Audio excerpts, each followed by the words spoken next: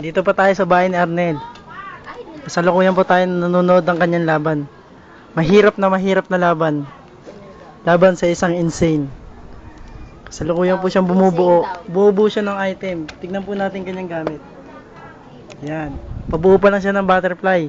Aba, bumuo pa ng crow. Tignan niyo po, crow. Yan na.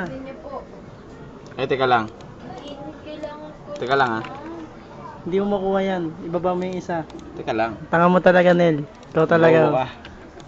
Yan na. Ayun na. Ayun na siya. Ang lakas na niya. Grabe.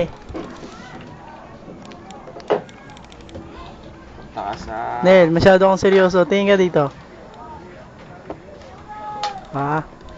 Tignan niya naman po yan. Walang kain-kain, kape lang. Ano ka dyan? Ang aga-aga laro. Pupunta na po siya sa mid. Namatay kasi siya eh. Weak. Tanga, Sim. Tignan mo nga oh, 5-1. Namatay 5-1, sige magpaliwanag ka. 5-1, isang beses na ako natalo. Baliw ka. Baliw daw ako. Ako nagsasabi ng totoo. Ako director na ito eh. Tignan mo nga oh, sige pakita mo oh. Oh, standing oh. 5-1. 5-1. Kasalanan pa natin kung namatay siya. Wala. Eh siya sumugod eh. Oh, di ba?